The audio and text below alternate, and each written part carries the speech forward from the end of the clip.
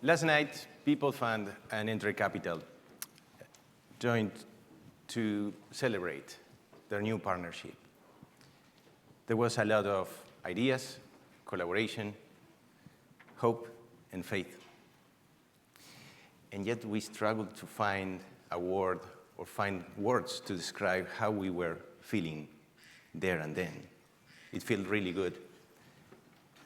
This morning, I woke up with that in my head, and I realized we were CDFIing. So I know, Brian, you are somewhere there. When we meet later today, please remind me. Let's CDFI together.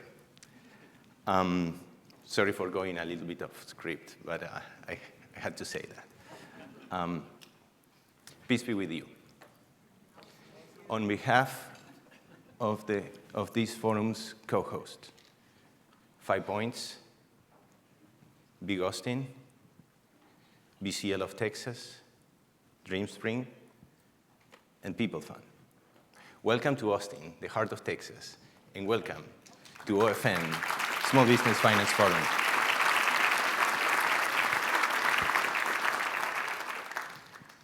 I came to this city more than 20 years ago with my wife to pursue studies at the University of Texas at Austin. And although we left shortly after graduation, we find our way back. Austin remained with us. And we find our way back in 2019 when I became CEO of PeopleFund. I love this city, live music, barbecue, tacos. But what makes this city truly special is its spirit of innovation, inclusiveness, and bold action that makes it the perfect place for this forum. As my alma mater proudly proclaims, what starts here changes the world. So let's take that to heart, and let's use our time together to build understanding and work towards a world where everyone, regardless of gender, race, creed, and political affiliation, has a seat at the table and a voice. We are here today because we understand how important small businesses are to the health and vibrancy of our communities. We know firsthand that capital is important as a tool, especially when it gets to the hands of those that need it the most. Now, I have the distinct honor of introducing someone who has been a champion for the city of Austin and for creating economic opportunity within it, Austin Mayor Kirk Watson. Mayor Watson's career is a long career, accomplished career.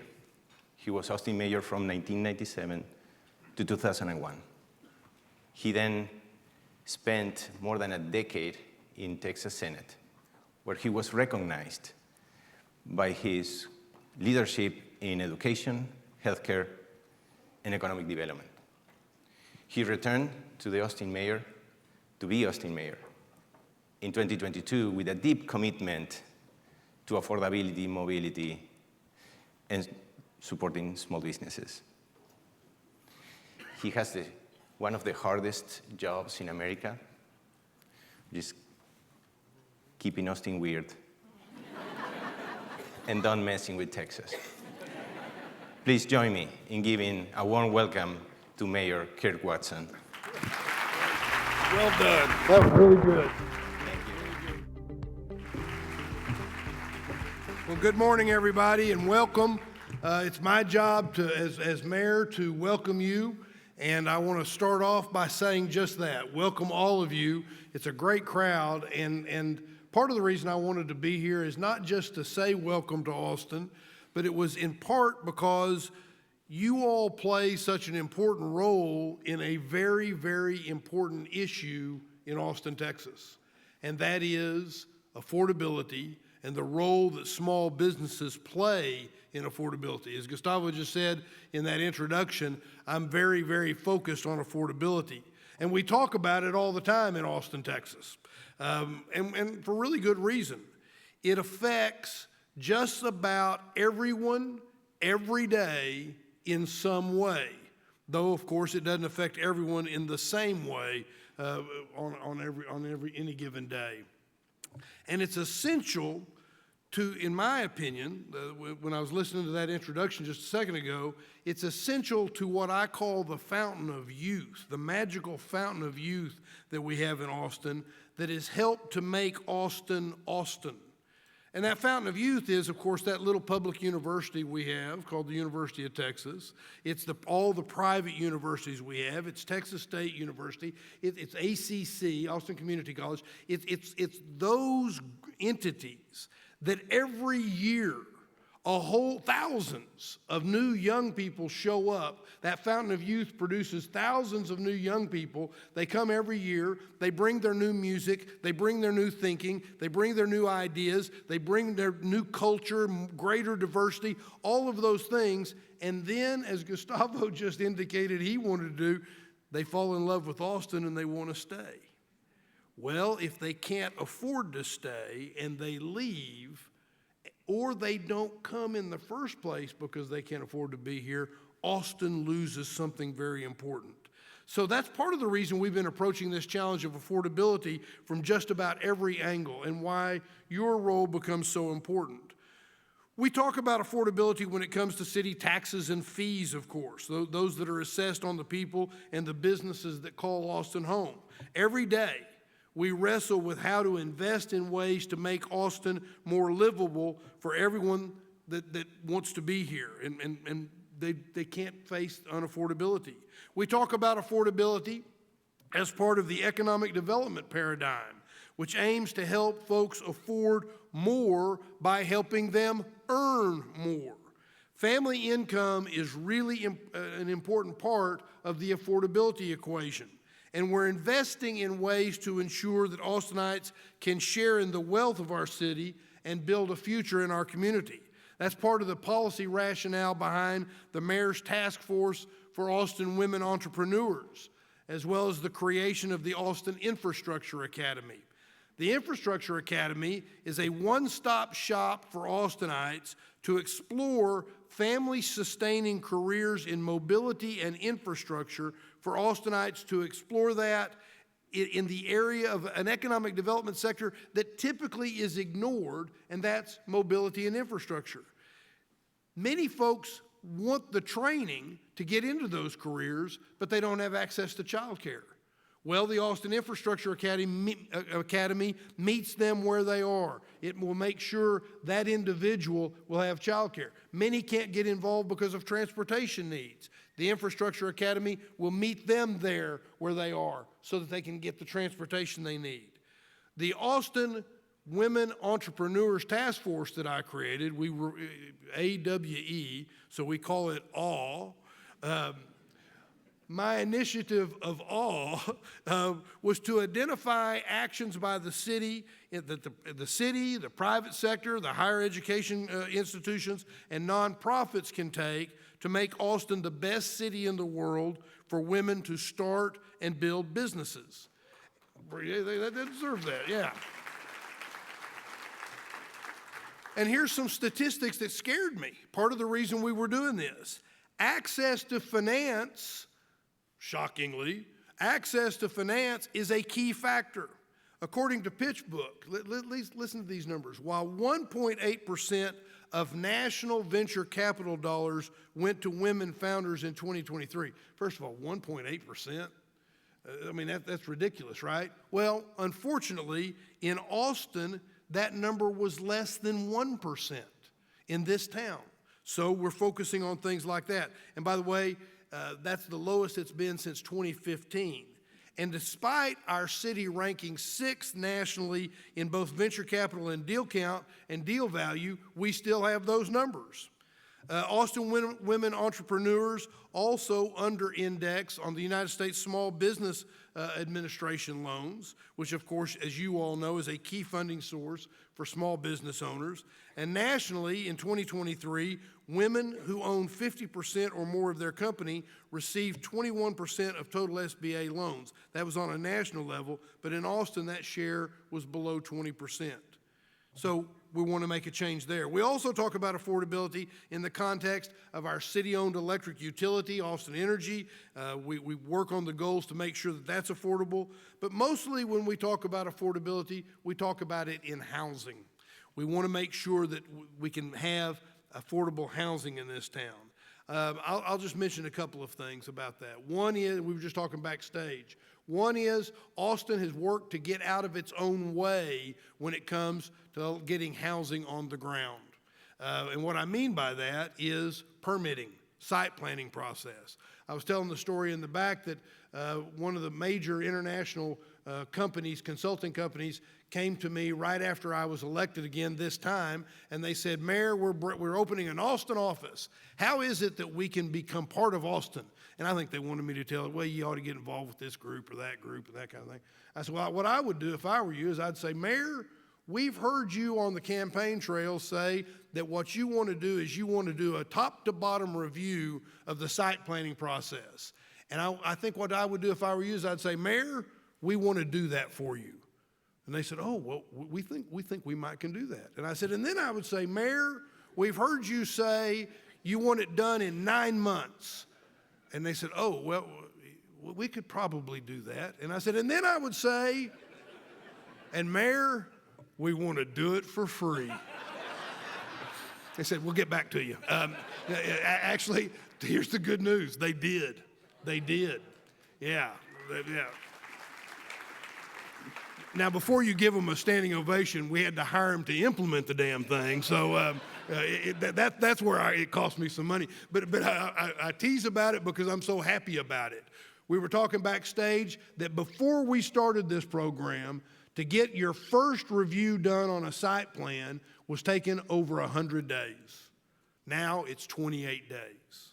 Your second review was about 60 days, and now it's about 14. My point being, we're getting out of our own way. We're decreasing the ill affordability. And of course, the big developers, well, they got staff. I mean, you don't want to cost them extra money, but it's the small developers that this ends up making a big difference. It makes a big difference. I started this by telling you that we're focused on affordability. And of course, Gustavo talked about the hard job of keeping Austin weird. You know what that means to me, by the way, that's a little irritating to me because, you know, first of all, I used to tell people that it was supposed to say keep Austin wired, but that damned autocorrect screwed it up, right?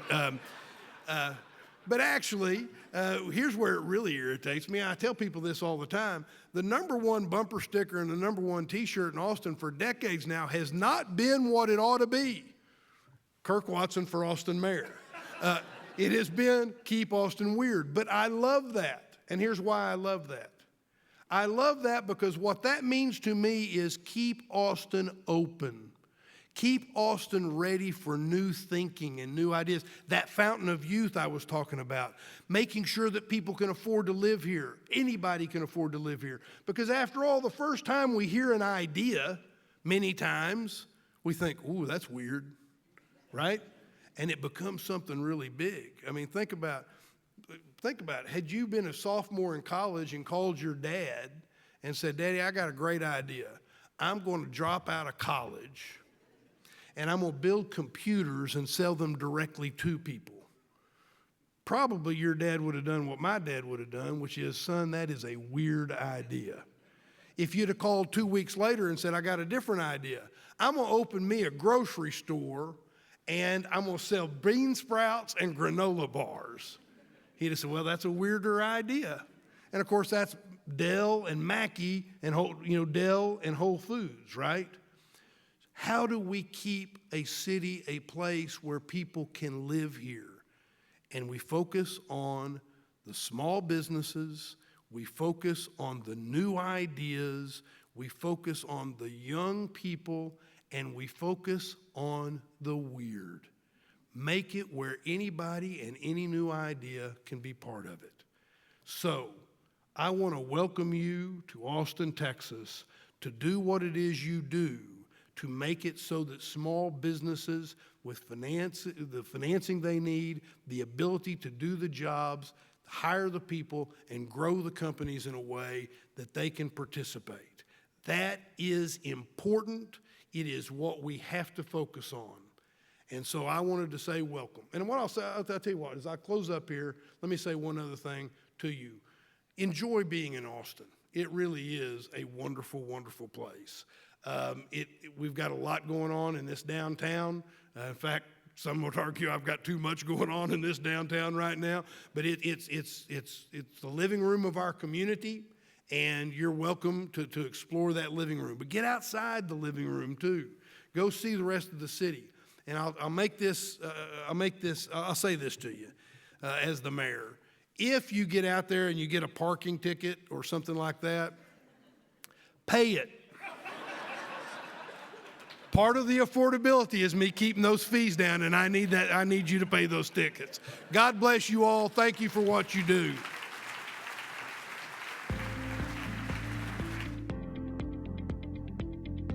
Please welcome to the stage Opportunity Finance Network's Executive Vice President and Chief Network Officer, Seth Julyan.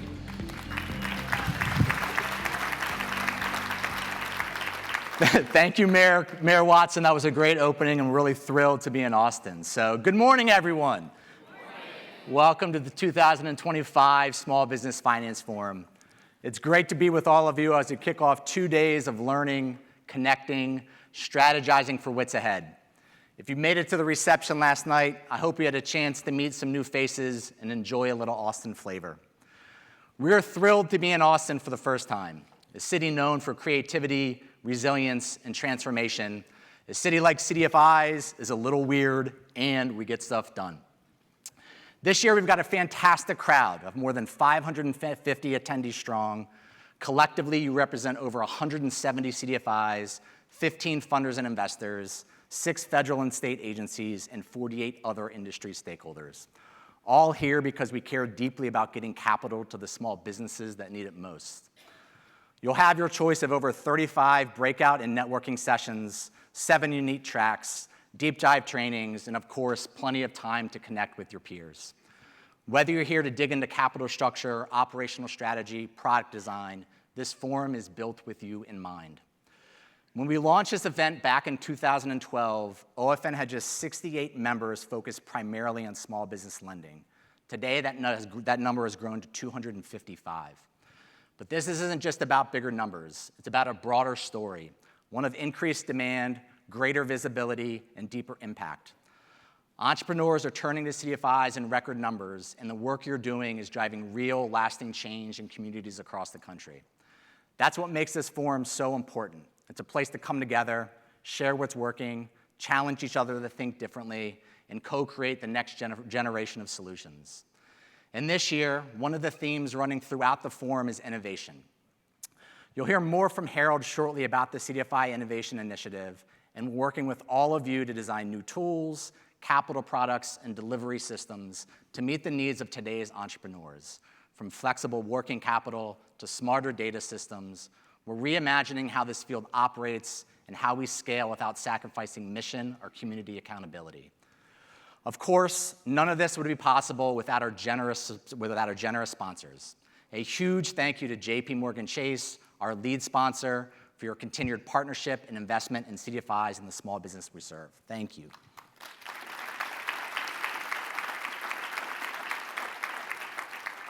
We're also grateful for our silver sponsor, Wells Fargo, and our bronze sponsors, Charles Schwab Bank and Woodforest National Bank. Your support is helping build the next chapter of the CDFI movement.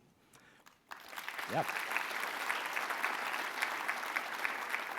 We also want to recognize our innovation partners, Mass Mutual Foundation and MasterCard Strive. Thank you for being at the table with us as we think boldly about what's possible.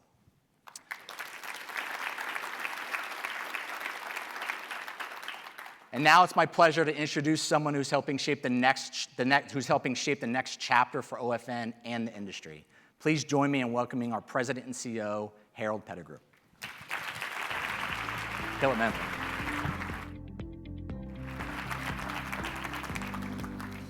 Good morning, everybody.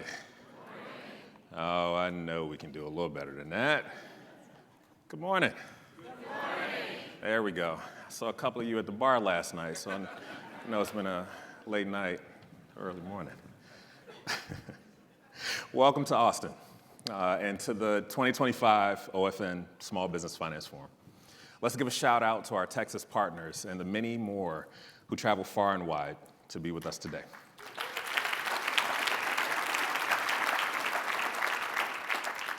This is our first time hosting the forum in Austin, and already I can feel the energy, innovation, and deep sense of community that defines this city.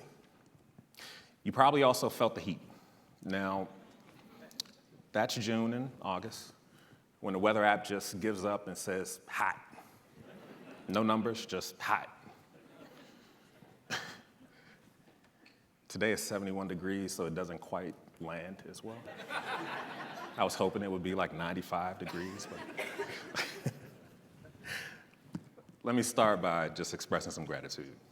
To Mayor Watson, thank you for welcoming us so warmly to this wonderful city. Austin is home to a number of our members, all of whom are small business lenders. Thank you all for what you do to create opportunity here in Austin. Let's give a round of applause.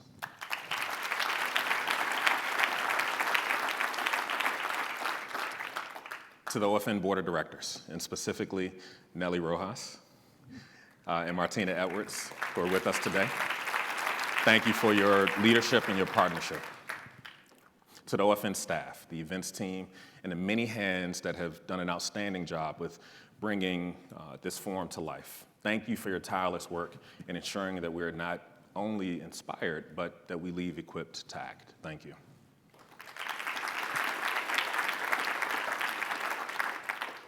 And to every member, partner, lender, investor, and ally in this room, thank you for being here. We're in some challenging times, and thank you for your leadership, particularly with being here today and continuing the good fight. Thank you.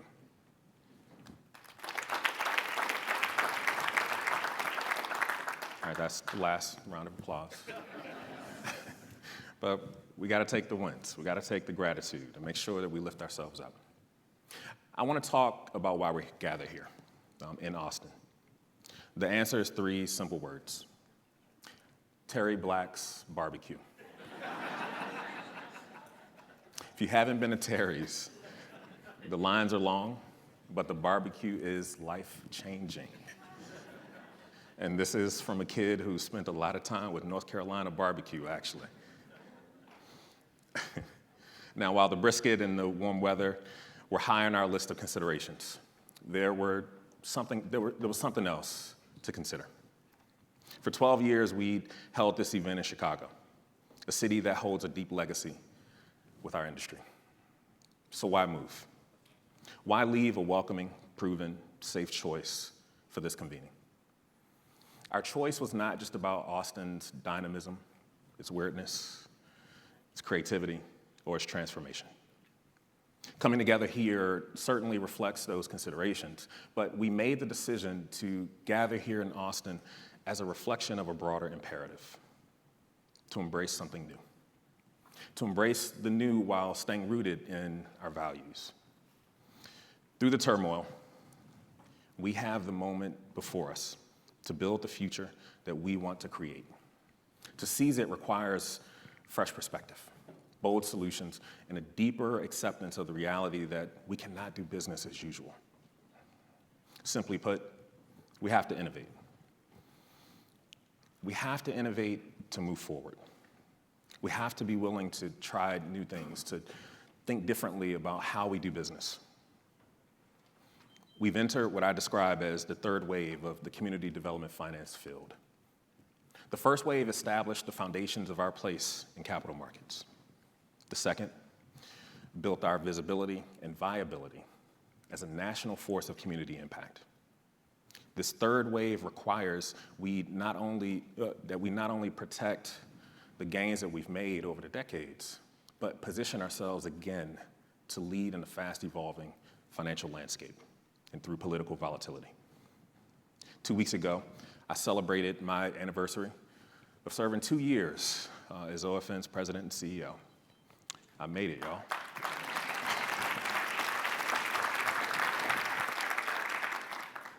Reflecting on that time, we have experienced historic tailwinds and relentless headwinds.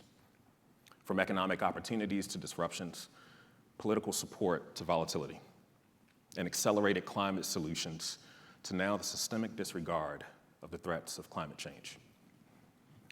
Yet amid these challenges, the mission of CDFIs have become not only more urgent, but more visible and more viable as a solution to market failure that centers access and impact in communities. In 2023, 196 of our members made nearly 200,000 small business loans totaling more than $2.2 billion.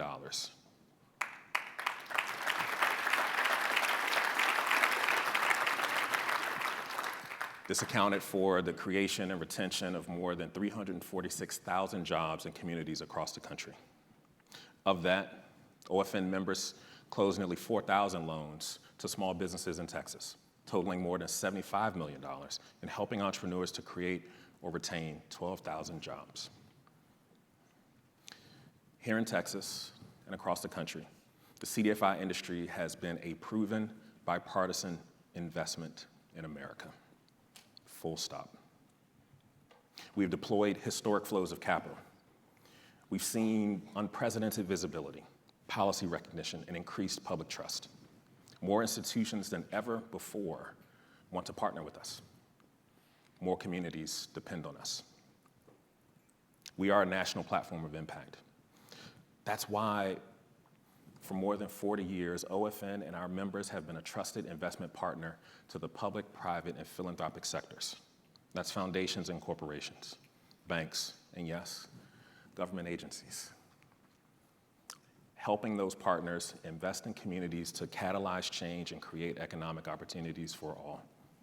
40 years, we've done that. Now, all of that is great, and even more, it's true. And we know that the truth matters.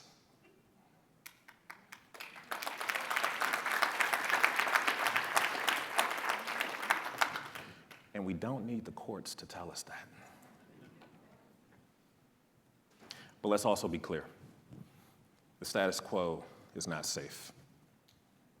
We are operating in a volatile policy environment, unlike any we have faced before. From some quarters, we face skepticism, scrutiny, and coordinated attacks. The entrepreneurs we serve face macroeconomic uncertainty, higher costs of doing business, and households contend with less purchasing power than they've enjoyed before. Even with these headwinds, I believe we have an opportunity, but it's also a warning. We must innovate, not just to stay relevant, but to own the future that we want to create. In LA last year at OFN 40, we celebrated our industry under the conference theme, Made by History, Made for This Moment. That was October 2024. It was a celebration of our shared history, a history born of an enduring idea that the conditions in our communities can and should be better. A history molded by recessions, disasters, and decades of underinvestment. A history shaped by finding common cause and building support across political and social lines, based in our shared interest in creating opportunity for all. Made by History, Made for This Moment was not simply a celebratory tagline. It is a reality earned through decades of us rolling our sleeves and doing the work, rooted in a place empowered by purpose. The actions over the last 6 months hasn't changed that. We're still made for this moment. We're not afraid because we're tested, and more important, our industry is proven. Together, we've helped millions of entrepreneurs start, grow, and sustain businesses. Together, we've created jobs, built wealth, and transformed communities. But being made for this moment does not mean standing still. It doesn't mean waiting for the next thing to happen to us. It means moving forward with clarity. More important, with confidence. For OFN, it means building on our legacy of taking ownership of the future that we want to create. And it means committing to innovation as a core part of who we are and how we lead for the future. Now, when we talk about innovation, it's often misunderstood. It's not just about technology or disruption. We define innovation simply: trying new approaches to build durable and enduring solutions that solve persistent and perennial challenges for our membership and the communities that you serve. At its simplest, innovation means us trying something new. Simply put. At CDFIs, we have a long history of being innovators, whether structuring equity-like investments, creating impact-first loan products, or standing up new delivery models. OFN has long been a catalyst in this history, from launching Eris 20 years ago, to co-developing the first EQ2 product, to pioneering the Next Awards, and forging a technology partnership with corporate entities like Google. But as an industry, we've rarely had the structures, resources, or mindset to institutionalize innovation as a core function of our leadership.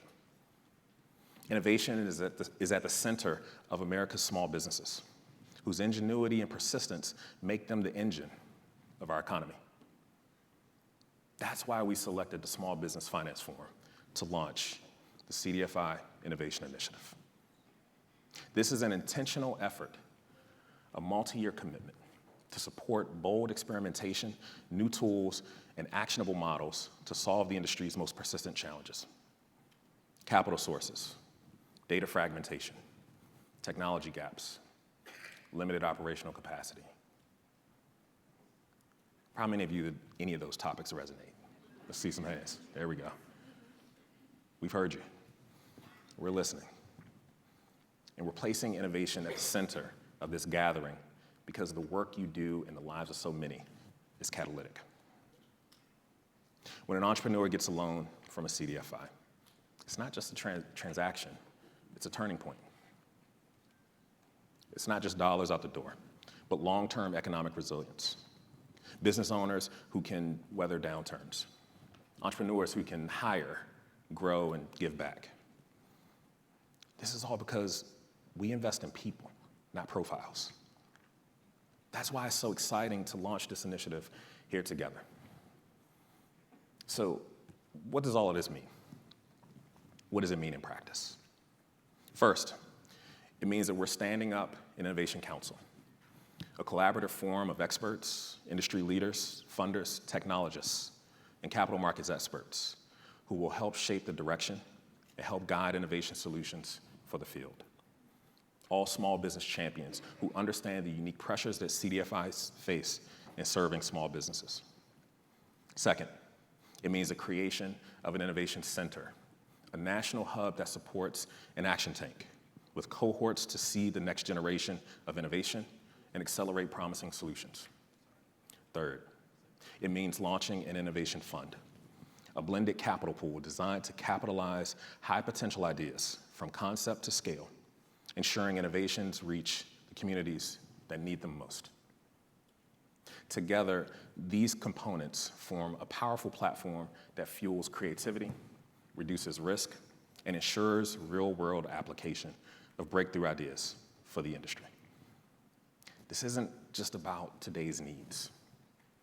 It's about designing a future where the industry looks different, more inclusive, more agile, and more effective than ever before.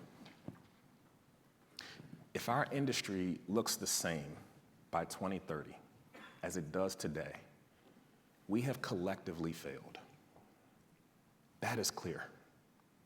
The challenges are too great. We have to think different. And innovation isn't just simply an idea. It's us building new infrastructure. It's the foundation we need to scale in a world that demands so much more from us. As I shared at our Small Business Finance Forum last year, building the infrastructure to scale will be a key part of our strategy as an organization and industry going forward. We see now, however, that that objective needs not only to be focused on scale. We have to embrace resilience. We have to embrace sustainability. Those are new objectives now that have been inserted into the landscape. The Innovation Initiative represents our approach to taking concrete steps in place to advance these solutions. That progress is animated by partnership. And I want to thank our friends at the MassMutual Foundation specifically for their strategic partnership in funding and launching this initiative.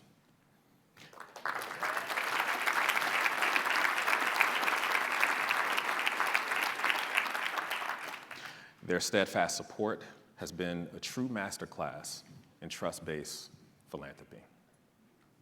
I also want to thank our partners at MasterCard Strive.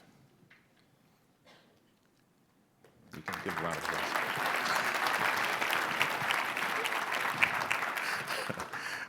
I want to thank MasterCard Strive for joining this effort and their partnership in centering our focus on small business. MasterCard Strive's leadership and innovation in advancing digital transformation will catalyze our ability to support new approaches to business transformation. We can't do it alone, however, and I want to invite other partners who see the value not only in our collective work, but who believe in shaping the future of our industry to join us in this work.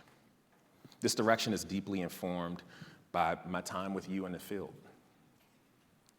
For OFN, hearing your needs and understanding the lessons learned leading through complexity. The hundreds of conversations with staff, with leaders, and key stakeholders in our industry over the years. And most important, for me personally, it's the purpose, it's the reason why I came to OFN, to help strengthen the industry and to position us to be intentional about the future that we want to create. Now, our strategy is not complete. We have work underway, and we're in the middle of a long-term strategic planning process that will culminate at OFN 41. This fall in Washington, D.C., we will see all of you there, most of you, we will see. Our strategy is grounded in what we've heard from you, that CDFIs are stretched, that the cost of doing business and that this work, the pressures around it is increasing, that the risk is also rising. This is the focus that we need if we want to remain relevant.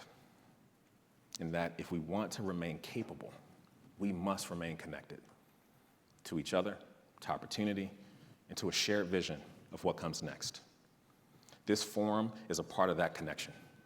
We're living through some tough times, but we're made for this moment. When there is uncertainty, I believe firmly the only way to predict the future is to create it. Let's not just adapt to the future. Let's build it together. Thank you all. Thank you all for being here. I look forward to working with you. Let's get to work.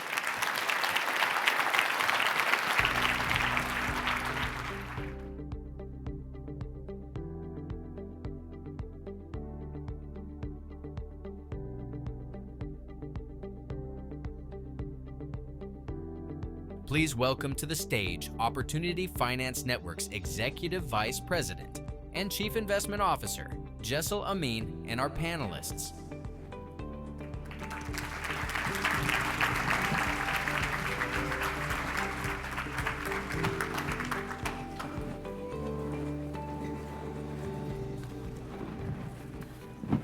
Good morning, everyone. It's great to see you all today. Welcome to our first plenary for the session, Reimagining Capital, CDFIs Need for the Future. Thank you all for joining us early this morning for this conversation. As Harold shared just a few minutes ago, this year, through OFN's Innovation Initiative, we're challenging ourselves and the field to think differently, to reimagine the sort of how behind the work that we do so that we can meet this moment with the boldness and clarity that we need. Over the course of the 3 plenaries in the forum, we're going to be exploring 3 topics where we think that reimagining is most importantly needed. So we're going to talk about the capital that we raise, the products that we deploy, and the systems and the technology that we need to be able to operate more effectively. Today's session, we're going to do a deep dive into the capital. Not only sort of like how we bring capital, who's at the table, how we structure effectively, and how we push the needle on moving our work forward. So we have some really great speakers here today who are going to share their insights and some real-world experience that they have navigating sort of innovation around capitalization in our field. So with that, I think we're going to jump right in. I will ask each of our panelists to introduce themselves and maybe just some opening reflections of, as you think about what CDFIs need in this moment, what's top of mind for you for capital needs? So Jonathan, we can start with you. Great, thank you. It's good to be here. Jonathan Brereton, I'm the CEO of ScaleLink. ScaleLink is a secondary market for CDFI originated microloans. We buy loans from CDFIs, sell them to banks at a pretty significant premium. We also sell loans from one CDFI to another when they're trying to do different things. I think as far as what we need at the moment and kind of going forward, my biggest concern right now is really just the headwinds that everybody is facing. Portfolio quality is something people are struggling with. Uncertainty from the donor community, uncertainty from the federal government side. So there's just a lack of certainty, which I'll talk about more as we go, but I think that's one of the biggest issues. I think as far as the capital that we need, nothing's really changed from my perspective as far as originating small business loans that don't pay for themselves. So we need to raise operating subsidy, we need to raise liquidity, and we need net assets. And that is still fundamentally the reality, and we haven't moved away from that. Thank you. I think it's important to sort of acknowledge the moment that we're in. And as we all know, over decades, CDFIs have shown so much resilience in navigating economic uncertainty. What about this moment kind of feels like different for you versus other sort of economic moments of uncertainty? I think in the case of COVID and the Great Recession, we had significant government support stepping into that moment with us. It's not clear that's what we're going to have right now. So as tariffs continue to create impact on people's portfolios and other economic issues, higher interest rates, et cetera, it's not entirely clear who our backers are going to be in this moment. Yeah. And Megan? Thanks, Jessel. Good morning, everyone, and thanks, OFN, for gathering us here, and thank you, Mayor Watson, for welcoming us to Austin. I'm Megan Tier. I work for Wells Fargo, and I lead the team that lends to CDFIs, so many of you in the room. I have colleagues here as well from our foundation, who you probably know as well. So I've been doing this at Wells Fargo for almost 20 years, and have been through some of the cycles that you all have talked about alongside all of you. I hate to harp on the uncertainty theme, but trying to put a more optimistic spin on it, I guess, is that we have been through these uncertain times, and we're really in that precise moment right now, right, where we just don't know what's next, but we were there before with COVID and with the Great Recession, and we did get through it, and we just need to remember that the path will unfold for us. Obviously, we have to do a lot of hard work, but we got through it before, and we'll get through it again. So that's what I'm trying to focus on. I did want to say we had a CDFI Women's Network breakfast this morning, and we were seated at a table chatting, and I was so impressed with how everyone just immediately started talking about the work. Everyone is still very grounded in the work. They were sharing information about how to manage TA platforms. So people are committed, as you know, and the work continues, and I think that's what we need to keep focusing on. Yeah, and I think it's an important point to elevate that despite the uncertainty, and you know, we have these like all the things that you mentioned, Jonathan, around sort of the strong net asset base and sort of our rigorous risk management practices. But fundamentally, I think it's like the commitment to the work and the people and the leadership and the management in this industry that will help us to navigate through this. Thank you, Neha. Hi, good morning, everyone. It's such a privilege to be here with you today. My name is Neha Shah, and I head up Community Development Lending for Charles Schwab Bank. I've been reflecting a lot on this moment in time. It is unique compared to the recession and COVID. I think that our sector is at a very critical juncture, and there's this tension between do we compete or do we resist what's happening in the larger, sort of environment. And I've been thinking about, I don't think it's an or. I don't think that we have to choose. I think that both competing as well as resisting can coexist. And I think the way that we're able to do that in our sector is to unify our forces across the stratification and the CDFI ecosystem so that we can really build our strength to compete in this larger market and resist at the same time. So that's what I've been thinking about.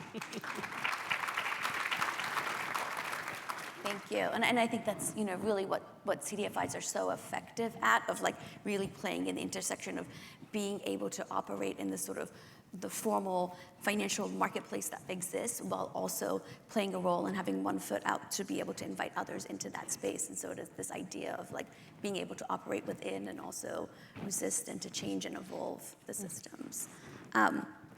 Thank you. So digging in a little bit deeper, let's talk about access to capital. CDFIs are in various stages of, growth and financial stability and size. Yet capital is really most accessible to the largest and well-capitalized and, sort of quote unquote, sort of easy to underwrite CDFIs. What more can we be doing to sort of level the playing field to increase access to capital for CDFIs of all sizes? Jonathan, do you want to go first? Sure. Thank you. I'm glad we've got some optimists up here with me. Some balance. Yeah, I'm not a pessimist entirely, but I don't want to just give you all my pessimism from up here either. So I think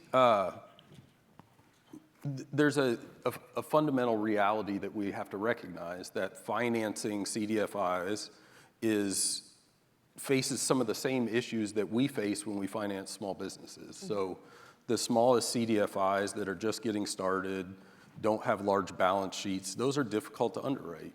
And it's the same as when we're trying to underwrite a startup ourselves. So there are fundamentals about this that we can't necessarily change. I think at the same time, I do think the larger CDFIs can also run into issues as they grow and they tap out the amount of capital that they can borrow at subsidized rates from our traditional funders. They can also run into a ceiling. So it's kind of at the small end and at the high end where I think the greatest needs are.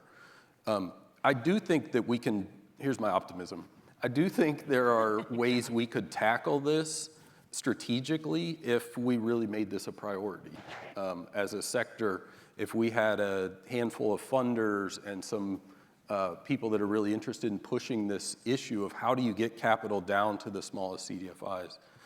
ScaleLink as an example, we buy loans, we'll buy 100 loans at a time from one CDFI, and we've bought one loan at a time from a CDFI. We have CDFIs that only have $200,000 in total lending liquidity. So our ability to buy their loans as soon as they originate them has a huge impact on their ability to lend.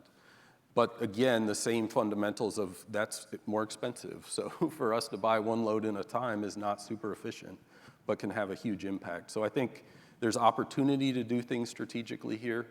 But I think we all have to be realistic also about just the underlying economics that all the different parties are facing.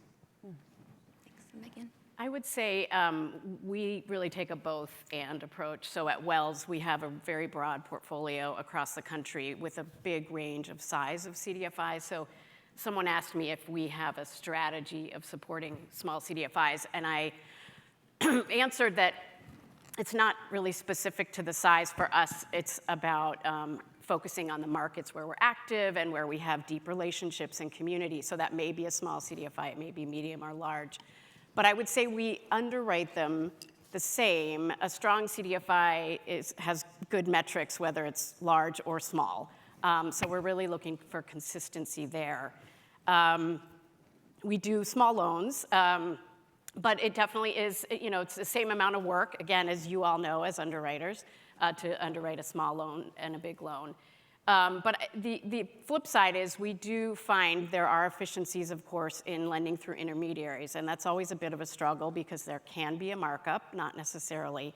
But we look at that as well. So we have supported, for example, the Alliance of African American CDFI CEOs, which is making a very intentional effort to lend to small CDFIs. So that's one way we can approach it, is by supporting organizations like that. In the housing realm of CDFIs, we had a number of loans out to NeighborWorks Capital, or NeighborWorks America affiliates, and that was not, frankly, that efficient. So we have made a larger loan to NeighborWorks Capital to try to funnel that out a bit more. So we really try to do it a number of ways.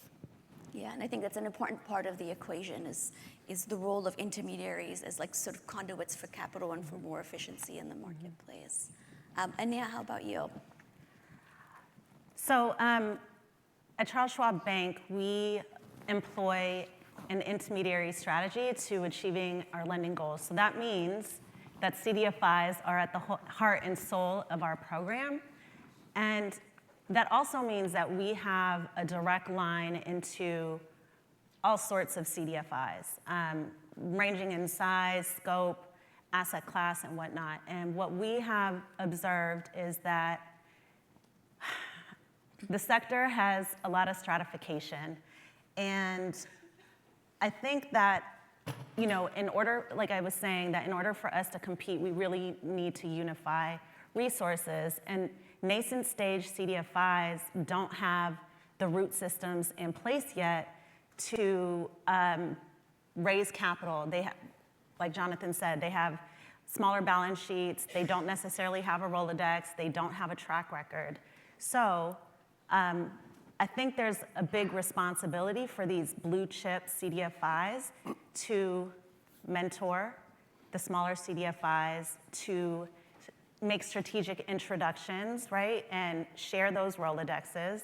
I think there's an opportunity for them to leverage their credit ratings to raise more capital and stand up CDFI lending programs where big CDFIs can on-lend to smaller CDFIs. And we've seen this, for example, with PeopleFund. I sit on the board of PeopleFund, so I'm going to plug them all day.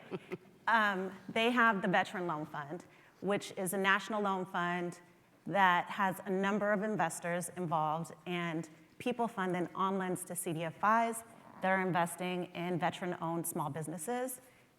Recently, actually in the past couple months, PeopleFund just made a loan to Entree Capital, which is a Texas-based nascent stage CDFI that on-lends to formerly incarcerated entrepreneurs. And that's not necessarily a loan that we were prepared to make, but we made the introduction to Entree Capital, and PeopleFund was able to make that loan. So I think there's plenty of examples in our sector already that we can learn from. I think we need to amplify those stories.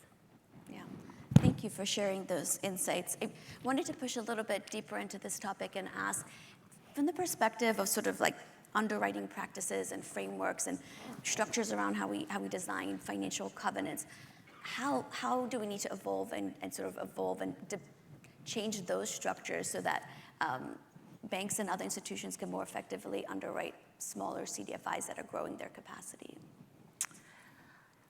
This is something we think about all the time, and I think we have really challenged ourselves to rethink our risk criteria and offer alternatives for newer CDFIs, smaller CDFIs, where we can pull various levers in our criteria. So instead of requiring maybe 10 years of existence for a CDFI, for example, we might consider maybe 20 years of combined leadership experience. Do we have a liquidity alternative, net assets, net income? So we try to work with our client and meet them where they're at. And we also think about how do we diversify our portfolio, not just like on an individual loan basis, but diversify our portfolio so that we have CDFIs varying in size, scope, asset class, and impact. And then I think that what's important for funders to also think about is how are we thinking about underwriting CDFIs that are on lending to CDFIs? I think that we need to think through what does that underwriting process look like, because the asset class is very different. So those are the types of things that we're thinking about as we underwrite CDFIs and thinking about how we can expand our portfolio to be inclusive to smaller CDFIs. Thank you. Anything else from? I was just going to add that we tend to not have covenants up to a certain dollar amount, just because those are typically the smaller CDFIs, and we don't want to kind of overcomplicate things for them. The other piece of that is when we do have covenants, we really work hard to try to match the existing covenant set. And of course, some CDFIs are very actively working to push their funders to have one common set of covenants, which can be like herding cats a little bit. But I think for smaller CDFIs, keeping that in mind as you're starting out, as you start to get funders that have covenants, is really trying to drive that process so that you keep your reporting simple, keep your life simple, and get really push for the covenants that make the most sense for you. Mm-hmm.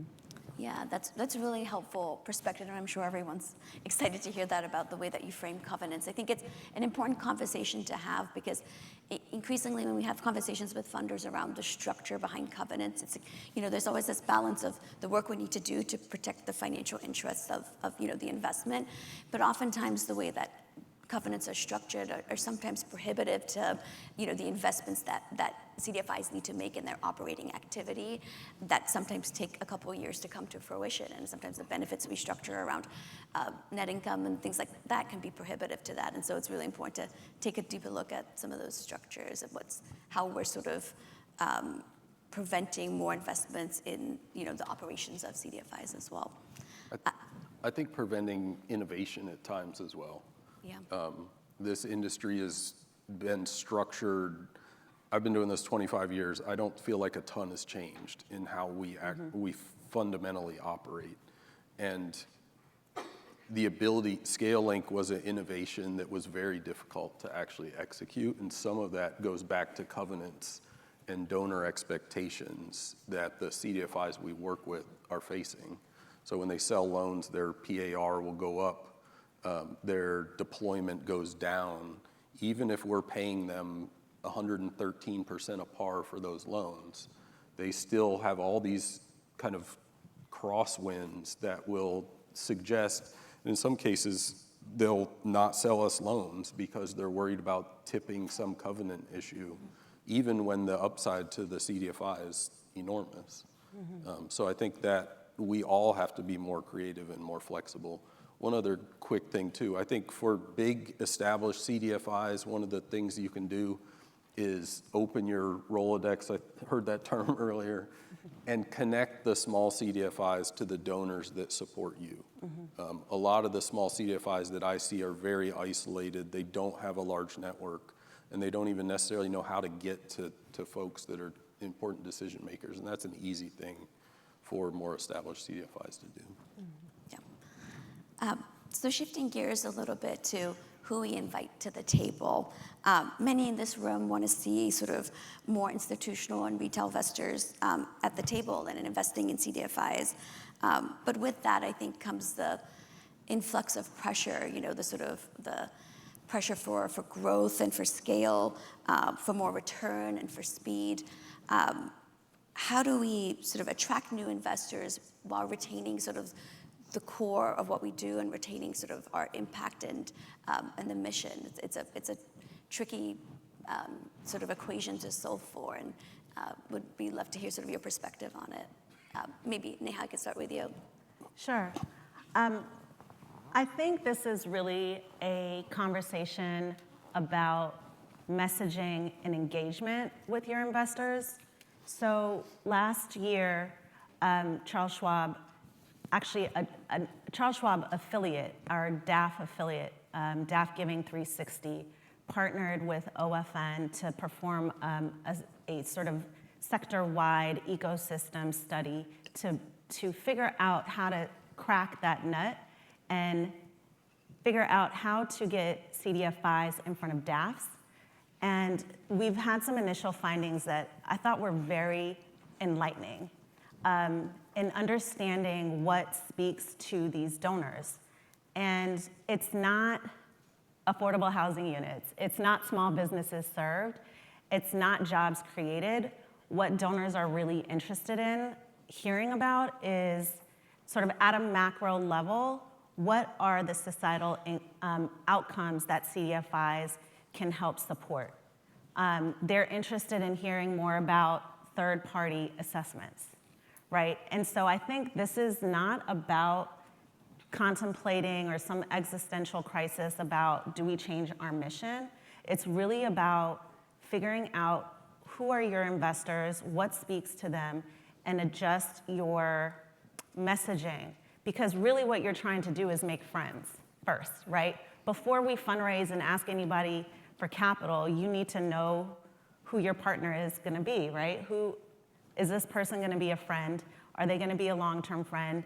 Do we have opportunities to deepen this relationship? So I think that is a way to better understand what is important to your investor. I think that also reconsidering your board composition and inviting funders that you want, new funders that you want to see at the table, and then also thinking through talent acquisition. Who's on your fundraising team? Do they have experience, not just generally with fundraising for CDFIs, but perhaps they have experience in impact investing. Maybe they have experience in, they have a Rolodex that takes them internationally. I think those are some other ways to think about how we can bring new funders into our space.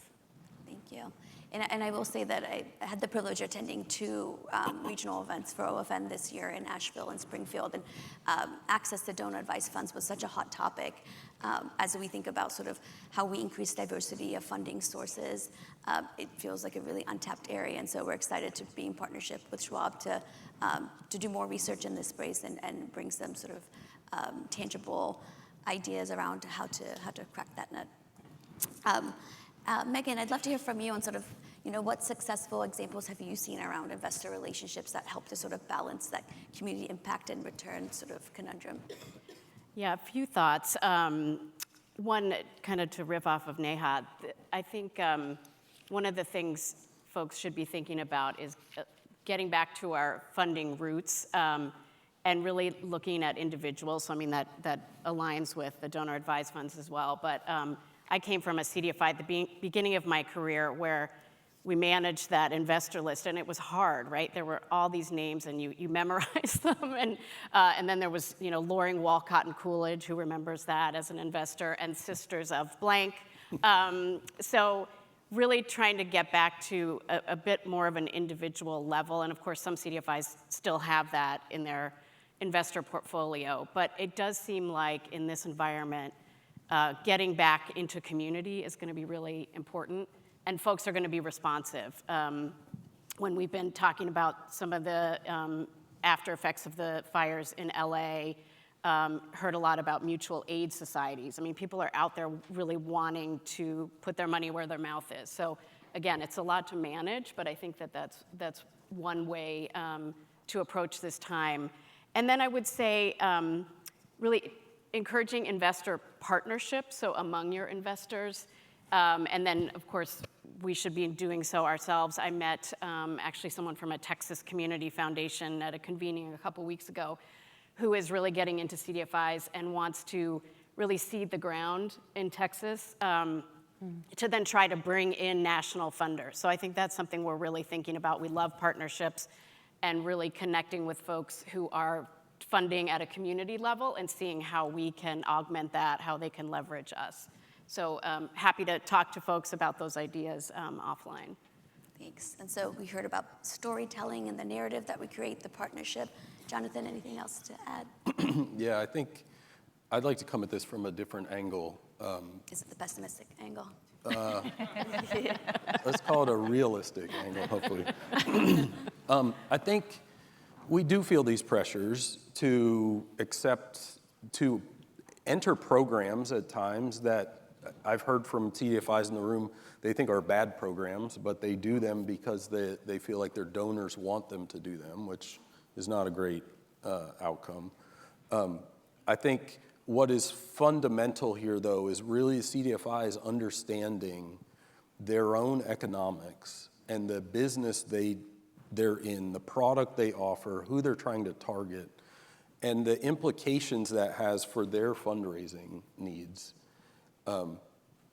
If you have to raise liquidity, operating subsidy, and net assets, different programs that might come your way, different efforts, if they put pressure on your baseline of any one of those, so maybe it's helping on the liquidity side, but it's increasing your need to raise operating subsidy, you have to understand those ins and outs and make sure you're not kind of getting into a relationship or a donor, you're paying too much for your capital. All those kinds of things are really a question of you understanding your core business.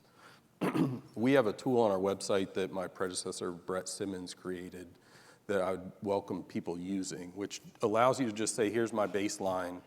This new opportunity, my cost of funds is going to go from 3% to 7%. What does that look like for my operations? There's a really interesting paper that was written by Adam Levitin about the trilemma that in people providing financial services to the bottom of the pyramid ultimately face, and that you can choose either profitability, affordability, or scale, or you have to choose between those, and you can only really do two of them. And I think everybody in this room, or most of the people in this room, probably have chosen to forego profitability in order to offer affordability to their customers and to push for scale. So part of it is just understanding those dynamics and how they fit together and saying no. If the structure's wrong, if the price is wrong, just say, I can't do it. Or if I'm going to participate, I need another $100,000 to make the math work. I think a lot of this comes from us as CDFIs kind of driving that. And Jessel, we did not plant this, but I did notice there's a session about really understanding, I think it's 8 important things about your financials and how to balance all those kinds of decisions. Yeah, good plug for that. And I think what strikes me is certainly in the how we know the financial system today in this marketplace, those 3 things are at tension, and it's the work that we need to do to sort of like challenge that, so that like we can create a marketplace where those don't have to be so much in tension. I think there's a lot of work to do to get there, but certainly a hard-learned lesson, I think, for many around times to say no to capital. I wanted to pivot into a discussion around sort of capital structures, and maybe starting with you, Jonathan. I think CDFIs are being called on to do so much more, to show up more for borrowers, to continue to grow, to develop new innovations. What are some of the tools that you've seen and the structures and innovations that you think can unlock new sources of capital? And what have you all been working on at Scaling? No, I appreciate that. I was just thinking, I'll try not to just make this a plug for myself. I think I've said some of these things earlier. I'll get to that as quickly as I can. Sure. I think when ScaleLink started, we're 5 years old, we had a difficult time accessing financing from traditional funders of this industry. Not impossible. There were some that were very generous and stepped up, and there were others that kind of said, I don't know. I don't blame them for that. We had a 50-50 chance of being successful. I mean, it was conceptually an idea. We just had a meeting with with some board members recently, and they were like, when you first approached us with this idea, we thought you were crazy. But I think ultimately what we've been able to do is to introduce new subsidy into the sector. So by buying a loan for $1 and selling it for $1.20, we're bringing new subsidy into the space and making lending more sustainable. We need more of those types of innovations. And I think one of the things that I've been thinking about recently is what makes us a little unique is that we were a little startup that had this idea, and we were either going to succeed or we were going to fail based on our ability to execute that idea. And I think often when innovation is trying to be produced from within larger bureaucratic things, it's more difficult. And we see this all across every industry. So it's possible we need more, put a little team together, launch this thing. If it fails, it fails. But I think funding this industry primarily with debt does not create an environment where people can take risks. And I think that is one of our fundamental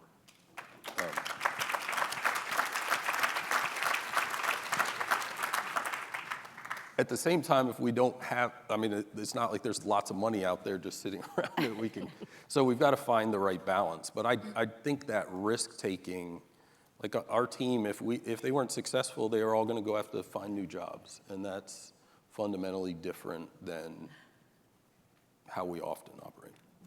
Yeah, and I think, our tolerance, as we strive for more innovation, like our tolerance for failure has to also increase, right? Like we're gonna have some missteps, and we're gonna have to learn and iterate and continue to grow. And I found that is a challenging place to be because the stakes are high in the work that we do. Thank you, Megan. How about you? Sort of ideas around sort of new innovations that you're seeing? I'm thinking about a couple of things that have to do with cooperation. And we both granted funds and lent funds to some of the COVID small business recovery funds. And the structure there, as many of you know, was a group of CDFI originators who were then selling 95% in most cases of the loan into a fund structure, which was itself a layered fund, which of course required quite a bit of first loss capital from states. And we don't know yet whether that will be available, but we hope in some cases it will be. But that notion of bringing all the CDFIs in an area together and pooling resources in some way or another, I think is going to be important. The other example of cooperation, perhaps a little bit less formal or less structured, we've been spending time getting to know the Mountain Plains Native CDFI Coalition, and their whole coalition is founded on cooperative principles that have, deep roots in Native communities, and they each have their own capital, but they're really sharing it. And someone will send some capital over to another CDFI if it needs it. It's all shared, even though it's technically on individual balance sheets. So I think that kind of cooperative relationship, at least I hope, will become even more prevalent. Of course, it exists in the industry already, but I think we're going to need it more and more. Yeah. And I do think, as we continue to face sort of economic headwinds and the political uncertainty, this idea around how CDFIs can work together and to, a lot of conversation around shared services and things like that are going to be some of the levers that we can use to push forward. Neha, how about you? Yeah, I was thinking about cooperation, collaboration, particularly after the wildfires in Los Angeles, and was really watching how CDFIs were coalescing and mobilizing to respond. Small business CDFIs were able to respond really quickly, where my observation was some of the housing CDFIs were trying to figure it out. We recently were invited by LISC Los Angeles, along with one other debt partner. You always have to find a good debt partner to make it work. But anyways, LISC LA has partnered with LISC Strategic Investments, and they are thinking about how to stand up a fund. And they invited us, I think, from my experience, very early on. They don't have a term sheet yet. It has not been fully fleshed out yet, but they wanted to include us in the design process to get our perspective on like what is important to you, What are some non-negotiables? Where can you be flexible in designing this fund? So I thought that was really strategic and smart. And then what they did was invited us to the headquarters of one of their potential borrowers, which is a very unique end borrower in the sense that this is an ADU producer, distributor, and developer. So very unique, but invited us to their facilities where they actually manufacture this product. And we listened to the CEO. I was very compelled. And then they took us on a bus tour to Altadena, along with other community-based partners and the like. And they also invited a resident of Altadena that had lost her home in the fires. And this would be her first time visiting her home since her house burned. And we went on this tour, and it was very intentional, right? We weren't there touring in the tourism sense. We were interested in investing. So I think that intention is really important. But I think what LISC did right here is that they're involving us in the design process. They're helping us connect with potential borrowers, and then taking us directly into the communities that we're gonna have impact in. And I think that is the creative messaging and engagement that is going to compel investors to invest in your CDFI and the work that you do. Thank you.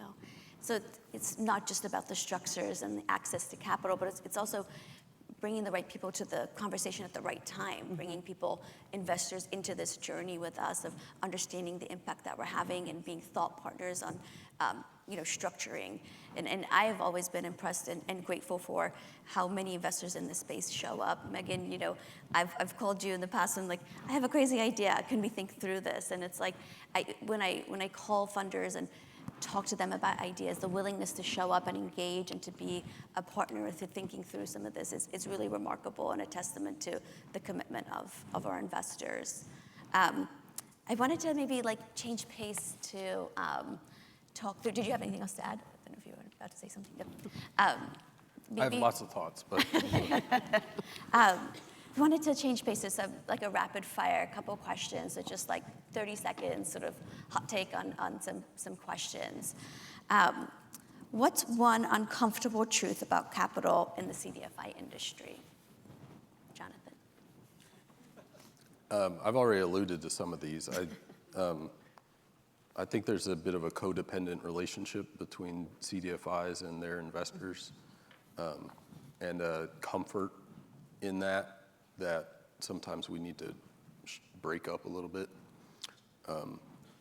So as I was saying earlier, different structures of funding, different risk tolerances, different partners obviously makes a big difference in that. I mean, we had two banks give us $10 million or a bank and a large corporation give us $10 million in liquidity when we were just getting started.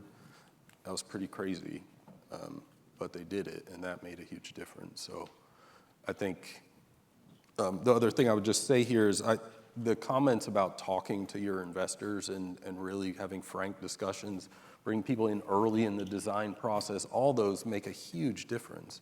Like what we're doing fundamentally emerged out of working with CDFIs on the design side of what do you need? What does it need to look like? How fast does it need to work? We're doing the same thing now on a loan level guarantee program. And then figuring out what kind of financing is it gonna take in order to execute that program. And I'm very grateful for the funders that take those risks, and I understand why others can't. But yeah, I think all of us need to have more conversations about what does and doesn't work. Yeah, finding the right funder for the right opportunity and having and knowing the structure. I need equity that looks like this, or I can't do this thing. And maybe you can't find it, right? But understanding fundamentally what kind of capital you need has to be the starting point. And Megan, an uncomfortable truth. I would say a truth and some advice. When you submit your financials to a funder, they are going to notice when something's going wrong. So my advice is kind of get in front of it. So don't wait for them to come back and say, hey, why did your delinquency shoot up? Or, why did you have a loss in this program? Go ahead and write up something, as detailed as you want and send it when you send the financials. It just makes everyone's life easier, so that's mine. Thanks. Uncomfortable truth is that there is a scarcity of affordable, flexible capital. And to riff on Jonathan's perspective around this codependency, I think there's an opportunity for interdependence between CDFIs, and for the sector to go from, competing for flexible, affordable capital to unite and access that capital together. So I think that there's really an opportunity for us to collaborate in this effort. And sort of a last sort of closing question. What's one wild idea that you would try if there were no constraints? Do you want to go first? Yeah. I can go. Yeah. I don't know if this is a wild idea, but I think it needs to happen, is a mechanism to allow residents and corporations to receive tax credits for investing in CDFIs.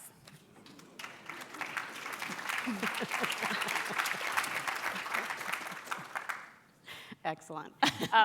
Mine is George Clooney, or insert any other rich celebrity. I think we need more Mackenzie Scotts. Unfortunately, that's just the way the world is. That's where the money is. And I'm willing to do it, but I don't know anyone who knows George Clooney, so if anyone does.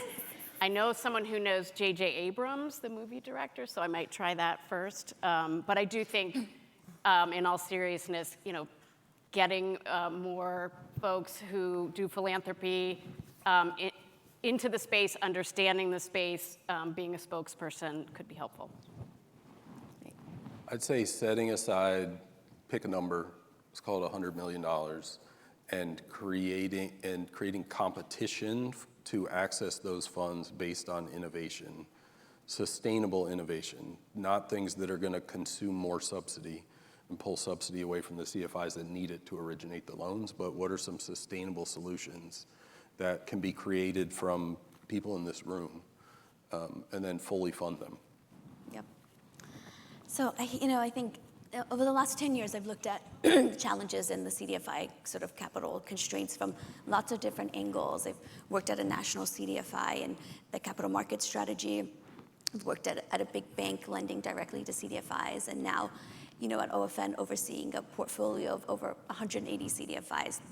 And I will say the common thread for me in those experiences and in this conversation is, as I alluded to earlier, it's the financial marketplace as we know it today doesn't work. And there's a lot we need to do to drive more significant transformation so that we can better serve CDFIs and the communities that need it the most. I think this action, we're going to have to take really bold action around developing the infrastructure that we need to to scale, some of the ideas we talked about, shared services and efficiencies and originations and things like that. We need to make innovations around how we develop more, complex and more responsive products, because the needs of our CDFIs are complex and are evolving, and we've got to do more work around attracting more equity and more liquidity vehicles for CDFIs. And at the same time, I think, thinking about the institutional structures around how capital is created and who controls capital and how it flows through our systems. And somehow we have to do all of this while also not compromising all of the impact that we need to have on the ground. And so it's a big feat. I think the work ahead of us will be really challenging, but I'm grateful to be on this journey with my colleagues at OFN and all of you who are working on the ground to do this work. And although we might exhibit some codependent tendencies, our investors who have been committed and dedicated to this work. And so I am grateful for the work that we do with all of you, and want to thank our speakers for a really engaging and thoughtful conversation. So thank you.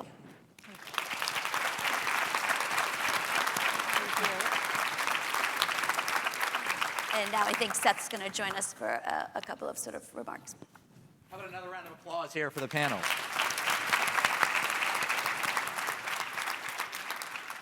All right, before we go to break and have some morning sessions, I just have a couple of logistics to share with you. So, number one, all breakout sessions are on the 3rd and 4th floors. There is signage throughout the hotel. You'll be able to find it. We've built in 30-minute breaks between sessions so you can connect and recharge. There'll be refreshments on every level, but we encourage you to go to the 2nd floor, which is where our expo is. There's more room to network, and it's also a great opportunity to meet our partners and discover tools you can bring back to your work. If you have any questions during the event, please stop by our registration desk on the 2nd floor. We're here to help. And also, do not forget, the Forum app is your go-to resource for the next 2 days. You'll find the full agenda, session room locations, speaker bios, floor maps, sponsor info, real-time notifications is all through the app. Turn over your badge and you have a QR code to scan. And then finally, I'm encouraging you to take a photo at the SBFF photo booth on the 2nd floor. Yes, I have a bet with a colleague. Right now, that colleague is losing, and we need more people to take photos at the photo booth. I want her to win so I can bake her something. So please stop by the 2nd floor and take a photo. Everyone have a great event. Enjoy your forum. Take care.